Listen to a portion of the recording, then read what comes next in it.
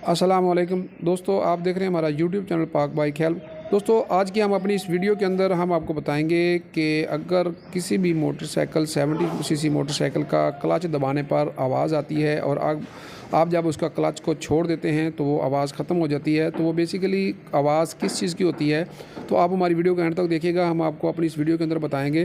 तो उस आवाज़ को ख़त्म करने के लिए हमें इंजन का साइड कवर खोलना पड़ेगा, जिसको हम लोग क्लच बॉक्स कवर भी बोलते हैं। तो क्लच बॉक्स कवर खोलने के लिए जो जो चीज़ें खोलनी पड़ेंगी आप लोग वीडियो के अंदर देख रहे होंगे कि ये सबसे पहले हमने इसको ऑयल ड्रेन किया है, फिर हमने इसकी किक खोली है, फिर हमने इसका सिलेंसर और ये क्लच केबल हमने इसकी अलहदा की है, और फिर इसके साइड कवर क्लच कवर के हम लोग बोल्ट को खोलेंगे। इन बोल्ट्स को खोलकर हम लोग इसके क्लच कवर को इंजन से अलहदा कर लेंगे, जिस तरह आप लोग वीडियो के अंदर देख रहे हैं। तो ये जब तमाम चीज़ें खुल जाएंगी तो खोलने के बाद फिर जो मुतलका पार्ट होगा वो इसमें से आपको हम दिखाते हैं कि वो आवाज़ किस चीज़ की है। ये पहले हम लोग क्लच कवर को अलहदा कर लेते हैं। तो आप देख सकते हैं कि ये क्लच कवर जो है अब तकरीबन अलहदा हो चुका है, ये अलहदा हो गया है।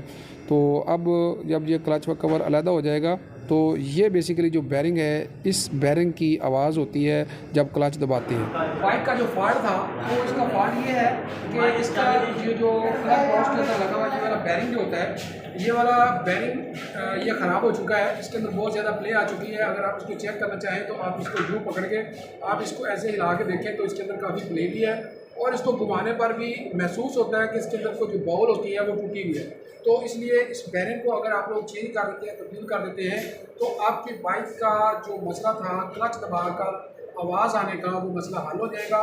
तो इसके अंदर जो फॉल्ट था वो इस बैरिंग का था, और इससे ज़्यादा कोई फॉल्ट नहीं।